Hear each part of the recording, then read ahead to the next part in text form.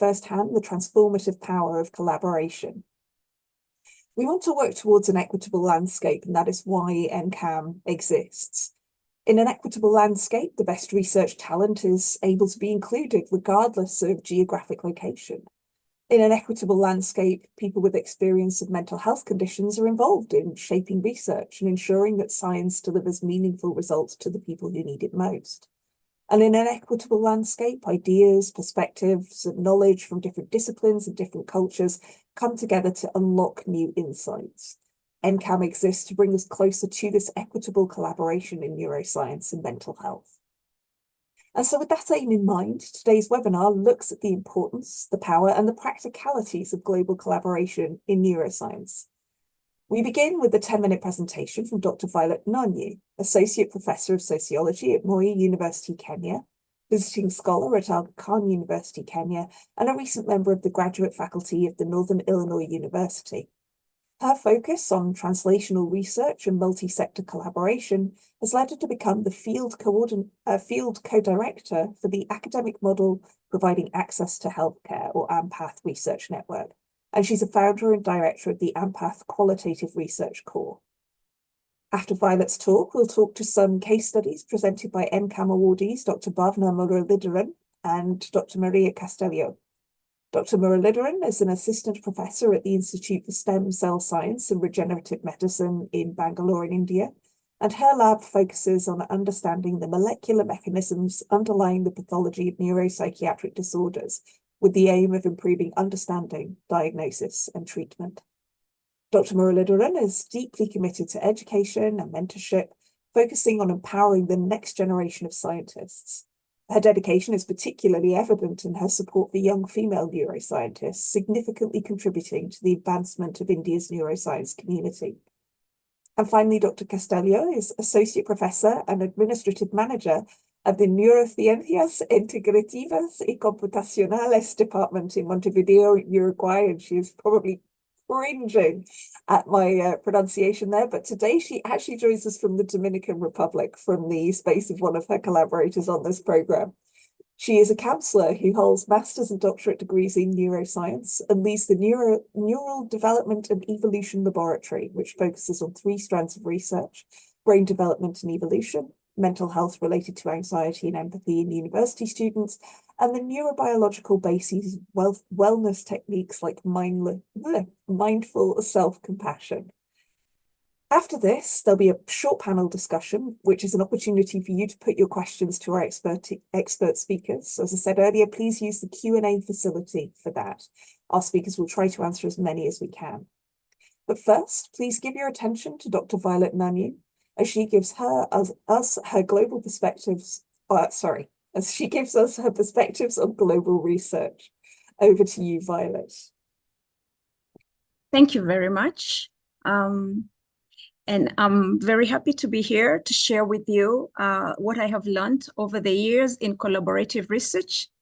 I work in a consortium where we have collaborators from North America and also from Europe, and I've been with them for about 30 years. So my talk is going to touch on what collaborative research looks like and some of the experience I've had around that, issues about equity in collaborations, and then the benefits of collaborative research. Now, when we first think of collaborative research, what comes to mind is the different types. And multidisciplinary is quite common, and this is where you have different researchers coming together from different disciplines, but each of them works independently on a research question. When you think about interdisciplinary research, we're talking about more than one faculty member or scholar coming together, but they combine the disciplines in the way that they put their work forward, in the way that they coin their research work and how they implement it. And in the last type of collaborative research, it's like a melting pot that also includes the non-academic players. For instance, it can be policymakers or it can be the farmers. So here we're talking about different types of knowledge production for social change that involve many of the end users earlier on as part of the teams. And so they include the values, knowledge, know-how, expertise from the scholars, but also from the end users who are in different parts of our society. So when you're thinking about these three different types, so there's a disciplinary, interdisciplinary, and transdisciplinary, we also think of geographic. So you find that some of the collaborations like that I'm in are within Kenya, where I work and live most of my time. But we also have regional networks within East Africa and also on the African continent. But I'm also involved in international networks with colleagues who are from, a lot of them are in Britain and others from the US. So when you're thinking about your collaborations, you need to think also about that type of variable that you throw into the mix. This is a very common picture that brings out the issue of equity that Emma has already alluded to. And I really like what Melinda Gates says. We started our foundation because we believe we have a real opportunity to help advance equity around the world, to help make sure that no matter where a person is born, he or she has the chance to live a healthy, productive life. This is what I love a lot about collaborative research. It gives us an opportunity to hold hands. And research partnerships that are rich, collaborative, scholarly work that is rich and makes a difference in our public health and in our societies is the kind of research where there's respect, there's sharing of benefits, there's a lot of mutual participation in decision-making, in drafting the programs, in implementing them, in sharing the cake. The outcomes, the products of the research. So equal value is placed on the partners, whether they are from the high income countries or the low income countries. And this happens at all stages of the work that is being done. So when we think about equity, again, I like this quote from Global Health Council. When it comes to global health, there is no them, only us. We have one planet, we have one Earth. So it's the real thing to do. This is the way to go. We're talking about an opportunity to share expertise, to do benchmarking between countries, between institutions, between different labs. We are talking about more efficiency. We are talking about productivity going up, quality of research, building trust between institutions and between scholars, and enhancing the reputation of our own labs, our own institutions, and actually attracting more funds. Because what I have seen from the consortium where I work, we are more than 20 universities working together. Nowadays, when we write a grant, we get money more easily than when we were starting, and the collaboration had like 5 countries involved, or 5 institutions involved. So we enhance our own reputation as individual scholars, but also for our institution, and we attract more funding for our work. So significance of equity in global research, as I've said, we are able to address public health problems that cross-cut the globe. We are able to share the technologies more easily and contextualize them across the globe in a way that we help each and every Mary, Tim, and John, wherever they're living. We allow our different perspectives to come together and actually have more impact. And we encourage, of course, a more fair way of benefit sharing across the globe. Now, just like a friend of mine was saying, it's not Valentine's throughout. There will always be problems now and then. It sounds like a beautiful thing, but there are challenges, and we have to think about this ahead of time so that you can mitigate them before they happen. So cultural differences are like, for us, scheduling calls, having effective communication. There are cultural differences in how we communicate. You can step on each other's toes and things like that. Issues about authorship. Who becomes the lead author? Why that person? IPR, the property rights, and even issues around regulatory frameworks for research across different countries. When we own, and then ownership, of course, of the research process, the databases and all that. These are things to think about ahead of time and to manage them so that we can make these beautiful collaborations actually very fruitful. But how do we make it work if you have some institutions with less infrastructure and less training? We're talking about, for it to be equitable, we have to build capacity among fellows. And when you think about infrastructure and training, for instance, we're thinking about underfunded institutions. We're thinking about using digital platforms to bridge a lot of this. And also we're talking about connecting scientists across high-income countries and low-income countries to encourage science to happen, even in very remote places. When we think about research training, you can't have equity if people are not learning how to do the science across the globe. And therefore, it means we have to consciously think about how we build capacity for writing award-winning proposals about research methods, critical thinking around, translating knowledge into practice across the globe and building that capacity even in low middle income countries where the fellows may not maybe have been had opportunities to be exposed to some of these analytic ways or approaches in science. When you think about funding, we have to do advocacy to ensure that they seed money to encourage young researchers or even fellows who are in low and middle income countries to be able to do research that is relevant to their local priorities, but also to the globe. But also we need to make sure that we help them know how to write these grants in a way that it can be it can attract good reviews and be funded. And you'll find that when you have experts around the globe working together, we are likely to have award-winning protocols coming through more easily. Then the issue of ethics can't go away. We're talking about ethics is something that's so contextual. So when you think about research ethics, even when we roll out those technologies to enhance health and things like that, we have to think about how we do it well and how we train the fellows from across the globe to think about the lenses that we use. We need to make sure the science benefits everybody across the globe for us to say that it's equitable. And so we have to build this capacity in the scholars across the globe to think about it. How do you ensure transparency? How do you ensure open access? How do you ensure that cake, that benefit is shared in an equitable manner? And as I come to the end, again, I like this quote by Elizabeth Warren. It's a simple idea. We all do better when we work together and invest in our future. So as you think about your neuroscience project, I ask, will you reap the benefits of global collaborations as you do this work? Will you expand the networks you have right now, nationally, regionally, globally? Do you see the value of this? I hope so. And when you do this, ask yourself, who should I collaborate with?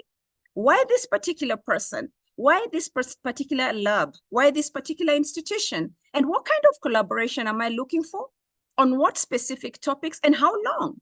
Because this marriage doesn't last forever. You may be moving forward into something else. So these are some of the things to think about as you think about your project and about taking it forward in a collaborative manner.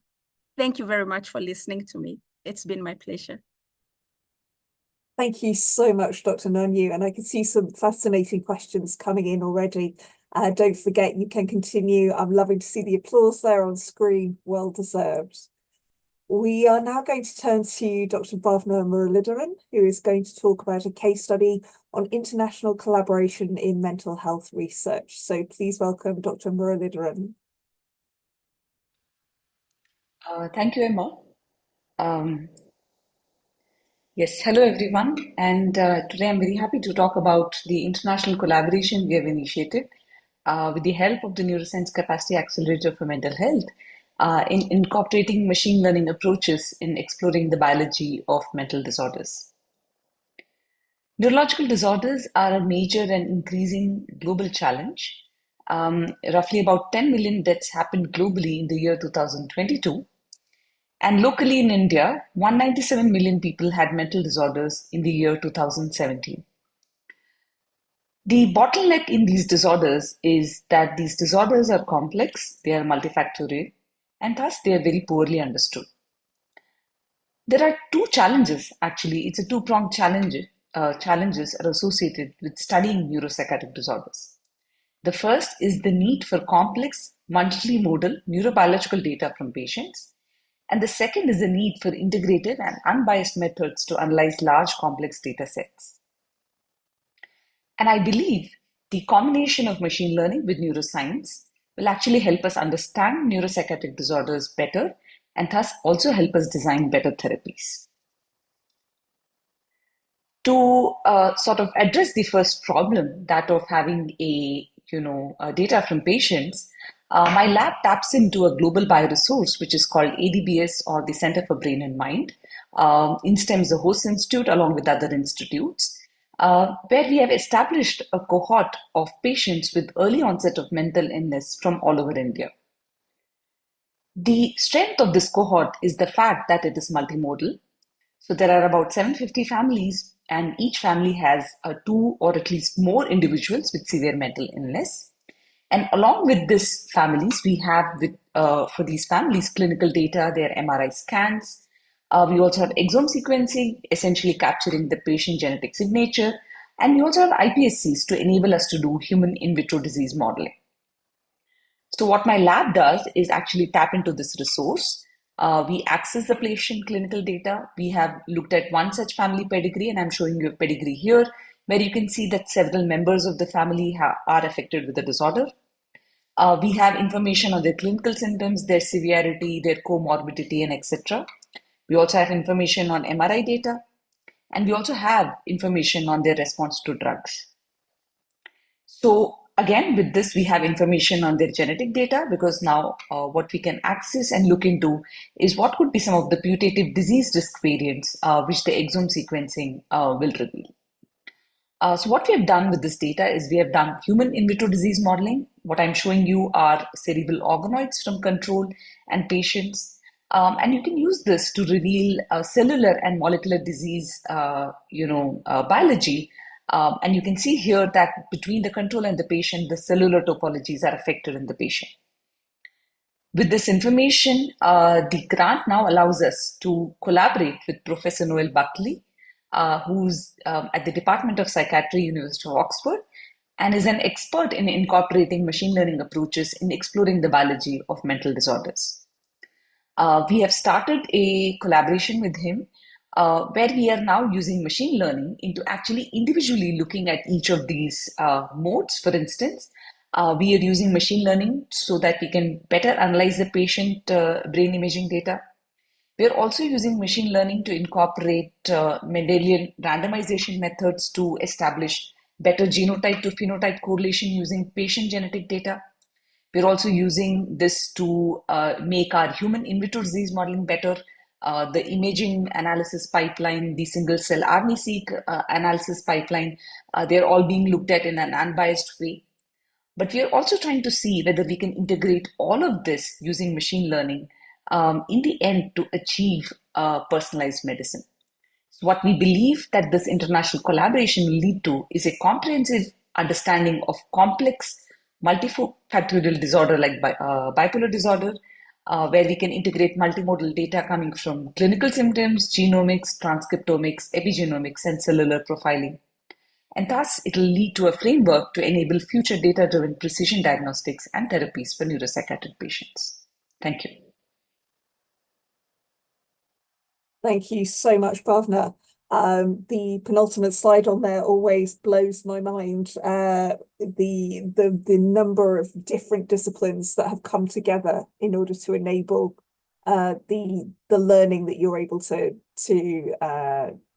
extract. Extract isn't the right word, but the learning you're able to uncover. So please do put your questions for Bhavna about the challenges and also the excitement of bringing together so many different disciplines.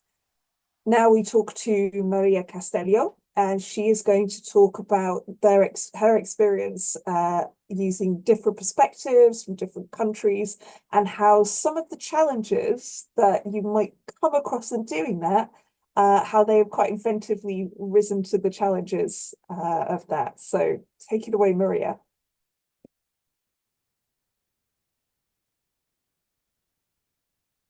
Oh, you're muted.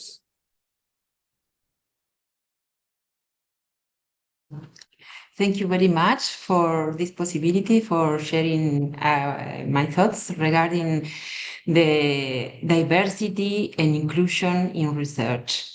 So thinking about diversity, we can think it about the differences on how we see the world, how we think about the world, and try to solve problems, the metaphors, the tools we acquire, and life experience that make us better at what we do. And diversity involves a huge group of characteristics, of qualities interrelated that impact, taking into account that it can be either individually and as a research team. These characteristics impact both in research quality and in inclusion and applicability.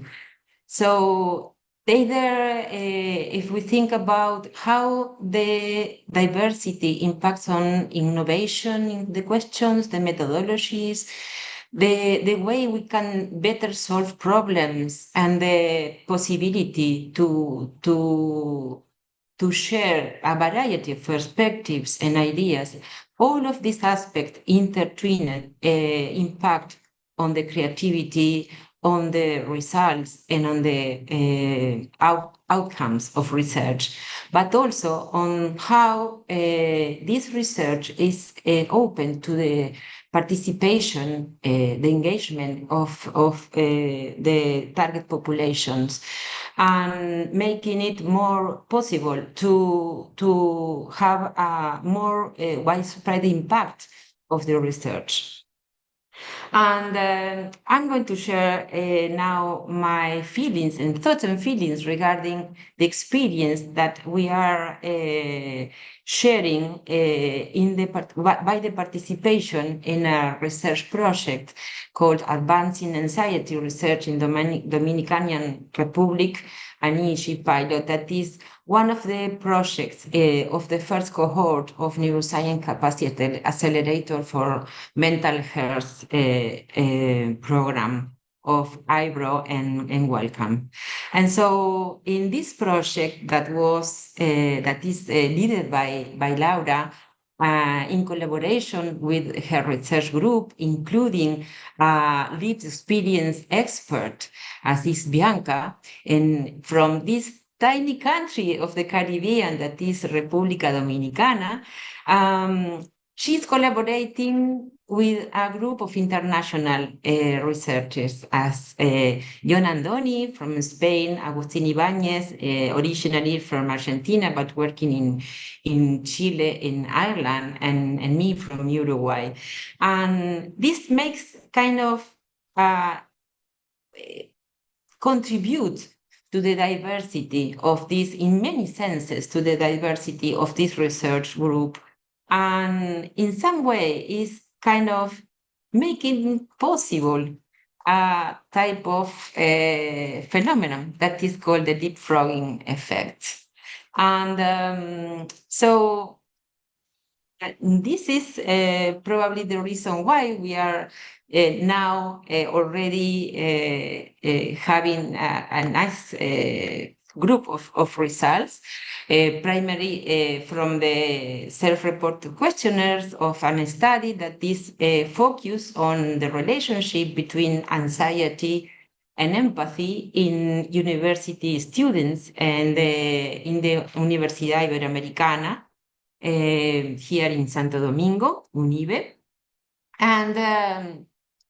And now that Laura is already presenting in other universities, but now we are just here in República Dominicana in Santo Domingo, contributing to setting up and starting the data acquisition, and the electrophysiological data acquisition.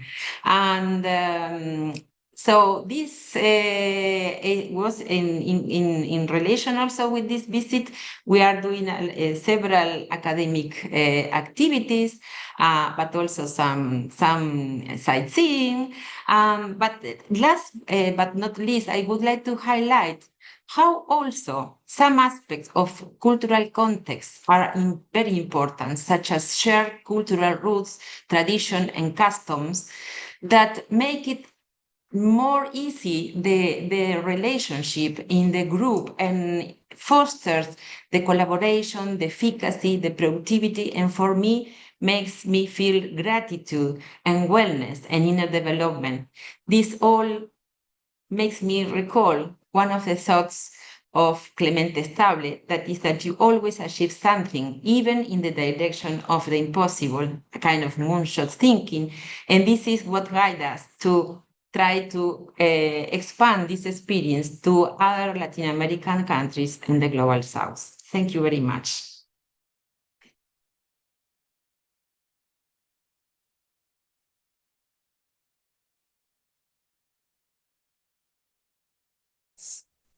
There we go, muted. Thank you so much, Maria, and thank you so much to all of our panelists. We have some great questions from the audience. None of them at the moment are particularly flagged up for any of you. They are, I think, generally to all three of you. So let me just start with some of the ones that have come in. Someone who is asking, how can high school students or graduates contribute to research? So we've talked a lot about diversity of the research institution, geography, and so on. But I think particularly, Maria, is it you that's doing some work with high school students? Maria, how are you finding getting engagement at that very, very early stage? Well, this was a great job that Laura and her team is doing here in UNIBE. Because, well, the university students are not only the target population, they are very deeply and very enthusiastically involved as collaborators. As I show you in one of the first slides, there's a huge group of university student collaborators that are very interested because, as you saw also in the graph, in the picture, they do have high levels of stress and anxiety, and so they feel kind of engaged also in the research. Yeah, and I guess giving opportunities for genuine engagement seems to be really important. Bhavna, do you have something you'd like to add there? If I may just add to this. So the way my institute or my lab engages with them is that we have these science open days where we conduct actually hands-on experiments for them. So in any field, particularly in biology, we have some demonstrations. They come in because they've often only read about some of these science-related aspects. So they come in and they look at all of that. They get fascinated. They ask some of the very insightful questions, which also makes us think.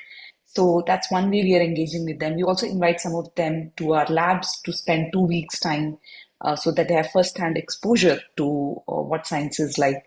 So this goes on building a curiosity in their mind over the long term, and many of them come back to take science as their career. So that's very enriching and very, very nice.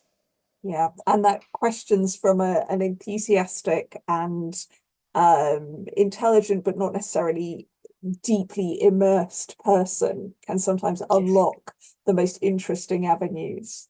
Violet, do you do much work with people that age, or do you tend to focus a bit sort of later on in careers? Yeah, actually, we do something similar. I've seen that what Bhavana has described, and quite a number of scientists in some of our big research institutions in the country have an open day where they allow the youth from high schools and also undergraduates to attend, to go to the labs, and they also get a talk at the end of the tour. For undergraduate students, as recent as this year, we started using them as we are preparing knowledge translation materials. And they help do the stories. We're using storytelling as one way. They're doing the graphics, and they're trying to bring down the language to their level. So that way, it will reach almost everybody. And this is the first time I'm actually working with undergraduate students in this way. So yeah, there are many ways to do it. And I think these two ways are quite illustrative. Over. Yeah, the use of their status as people who are processing the information you're giving them and translating that to people who aren't immersed sounds fantastic. I imagine they find that incredibly rewarding. A question here about funding and how funding tends to be targeted. The question reads, often the implementation of or applied science, so translational work, tends to get less resistance in terms of acquiring financial support from abroad, but basic research funding outside of the global north continues to be a challenge. Any ideas on how to address this? I know you don't have magic pots of money to throw around, but how do you ensure that the international collaborations don't just come at the sort of, oh, we're looking for a patient population in your area? Who'd like to take that one first? Has anyone got any ideas? I mean, it seems like this is the challenge. Oh yes, Violet. Yeah, I can share from observations from my institution, what we've realized, and this has come up. We have a consortium. Like I said, the AMPATH consortia has more than 20 universities from North America working with us. And the basic science, people in immunology department and a few of the other basic sciences were complaining that, oh, you have MNCH projects, diabetes project, hypertension projects, and they're getting funded, and especially the HIV programs. And they wanted to see more funding coming their way. And with time, we realized one way to encourage funding to come to them is to start with seed grants. And these seed grants would be grants from the institution itself where faculty are, or within the country. Like in our country, we have what is called the National Research Fund. So we started encouraging faculty who find their areas underfunded in global research to start doing some work, because it's easier when you already have preliminary studies or some works that are suggesting a certain direction in knowledge to now reach out to a regional and a global context for collaboration. This I have seen working in my institution, so I thought I would share that. Over. Fantastic, thank you. Bhavna. Yes, if I may just add to that. So the way we are working, because we have an Indian cohort, and associated with that, we also have that we are talking to the clinicians who are actually in India. And with that, we are also talking to people, lived experience experts who are again in India. So what we are bringing to the table in this international collaboration is everything which is centered around a local problem. I mean, the disorder, of course, is global mental illness, but the perspective is Indian, coming from an clinician setup in India, clinical setup in India with people with lived experience expert.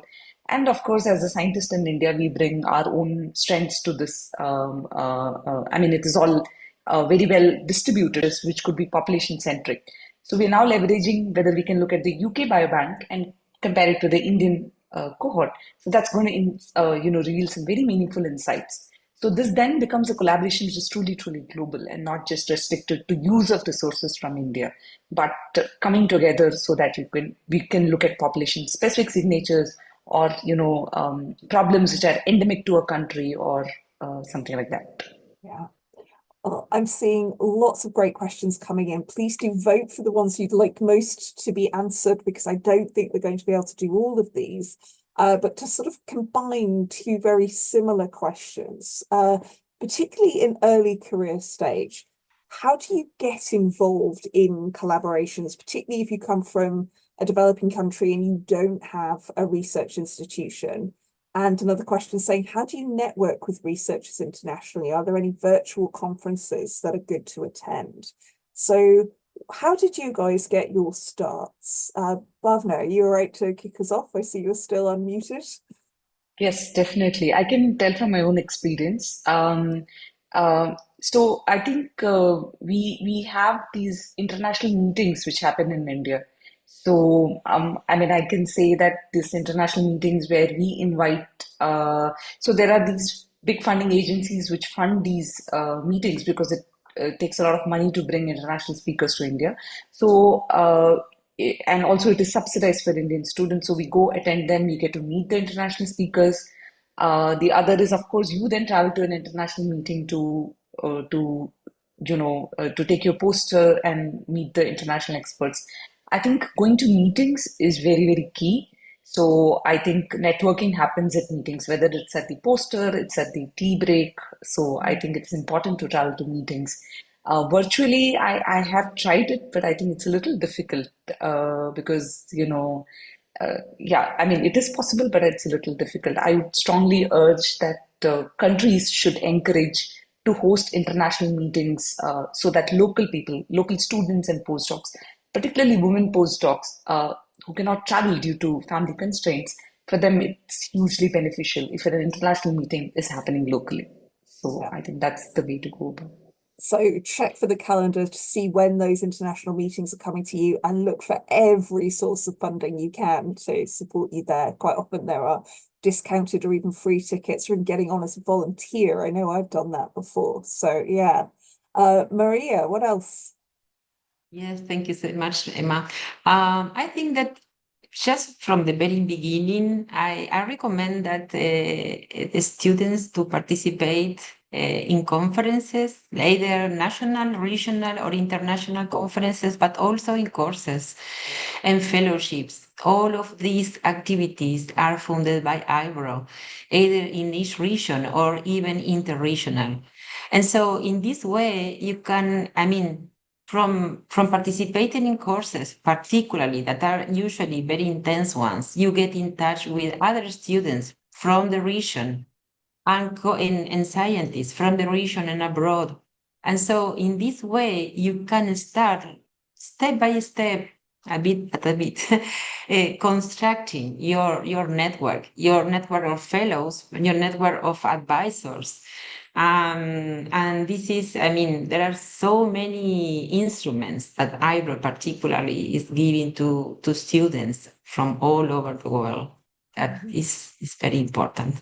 Yes, and definitely do look at ibro.org/news for all that you need to keep you up to date with those opportunities. I notice as well there is a question. Oh, sorry, and I just want to say, so what I think I'm hearing here is start where you are and build outwards, find your next nearest neighbor and your next nearest neighbor and use places like IBRO to support that development of your network. There's a question here specifically for Violet, but I think maybe a few of you might have some insight onto this, which is, how do you know how long a project should last? When you're building your collaboration, should you have an idea of a time scale in mind? So Violet, is that something you've experienced? Actually, I treat it like a mentorship relationship. Some mentorship relationships are just for 3 months and the mentee is ready to fly because that's what they needed. I've had mentees who just needed me to walk them through how to write a qualitative manuscript because they had never done it. So it's time bound.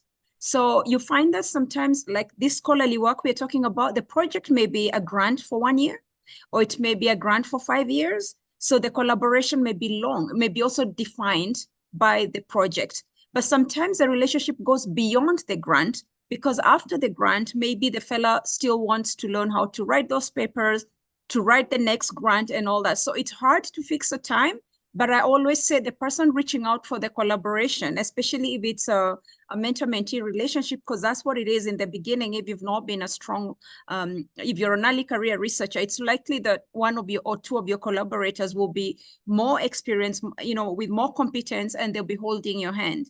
But with time, you start coming up and you become a lead and you want to be the one starting your own project. So I think the time depends on the specific needs for the collaboration. Some are short-term, some are long-term, and actually some of my relationships have ended up being lifetime friends. So it evolves into another type of relationship that is actually beyond academia. I don't know whether that's helpful. I think it's very helpful. It's one thing that I've seen a lot throughout the IBRO program, but also talking to other funders in this area at the IBRO in-person meeting, the NCAMH in-person meeting, the idea that once you begin to be funded and part of the fellowship, funded by a certain group, that you kind of are there for life, and you do end up growing your networks rather than hopping from one to another. So one last question before I have to do a very quick wrap up, which is, what are the main challenges in establishing equitable global partnerships in scientific research? And maybe just how have you addressed some of those challenges, something that you're thinking, yeah, we did a great job here. So who would like to take that one first? Maria, come on, you've got your, I want to hear more about your shared cultural experiences and the way that you've looked for those traditions that you have in common. Yeah, I think I usually don't find challenges. I always find opportunities, and sometimes it happens that you search for a collaborator. Sometimes it happens. And I would stress what Violet says about you can be a colleague, but you also have also a human relationship, not only professional. And so I think that this is the most important thing, that you don't only look for quality, but also in the sense of technical or knowledge, but also on the human aspects of the person that you collaborate. And well, this is maybe the most challenging because sometimes you don't know before, but sometimes it happens, and you are very happy about that and Yeah. grateful. And I guess cherishing those places where that equality, that equity, that actually the word that Dr. Nanya used a lot was mutuality, which I thought was fantastic. That recognition that the collaboration is definitely a relationship that becomes greater than the sum of its parts for everyone. There are a few more questions that sadly we haven't got to. So if any of our speakers would like to look at the Q&A and maybe type an answer if you have any for some of our attendees. There are amazing questions here. I see, Bhavna, you're already sharing some information there. Violet, thank you, everyone who is sharing answers there from our panel.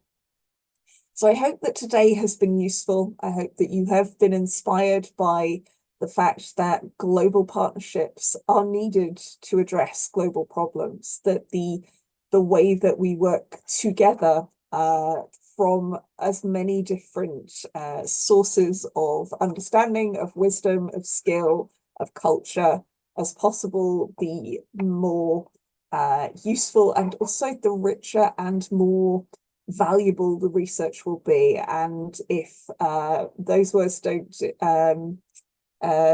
persuade you, then the statistics in Maria's slide showing just how successful collaborative work is should hopefully push you in that direction.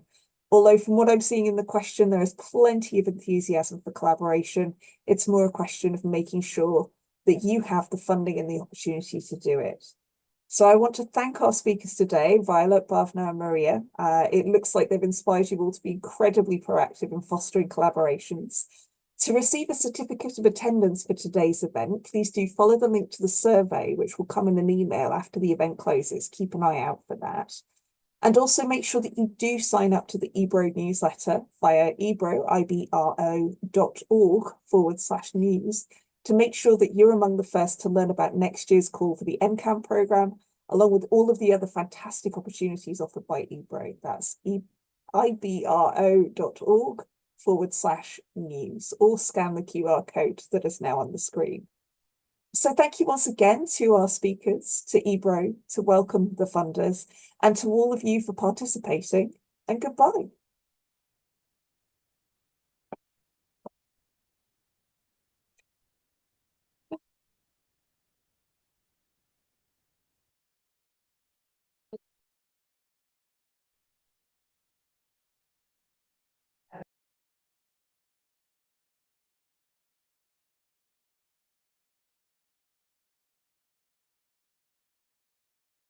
Oh, it's really gratifying to see so many reactions. I'm really glad that this has been useful.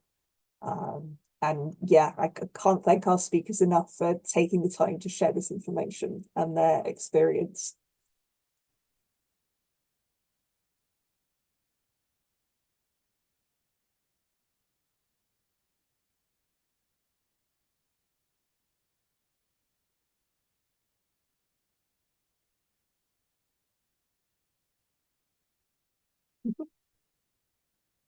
See, this is where, I think it was Barbara was talking about earlier, this is where we'd all be chatting as we drift outwards and having those corridor conversations that mean so much.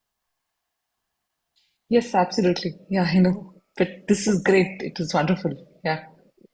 Thank you Good. so much. I mean, yeah, I mean, if it's international, it has to happen virtually. So there's no other way out, but this is fantastic. Yes. Yeah, it is. I mean, the Come, impact. Laura. Ah, Hey. oh, Hi. hello, I think we So hello. should. nice to see you. I think we should take a picture. Come on. Can we Violet, do the we screenshot? actually missed Yeah. you. You couldn't come to Vienna, right? We missed you. But I your was talk was there. fantastic there. I really enjoyed it. Okay. Talk at the Vienna meeting. Well, it, Yeah, Vienna was Violet is amazing. muted, I think. Yeah. Yeah, I mean, just being together Hi, in Laura. that How are you? space. Hi, Bye-bye. Thank you so bye. much. It Thank was you a too. It Thank pleasure. you was so much. lovely. Yeah. Bye Yeah. for Thank you now. so much. Bye. Okay. Thanks, Bye-bye. Becky, and Angeliki and Carolina. Thank you so Yes. much for this Oh, and all Yeah. of opportunity. you.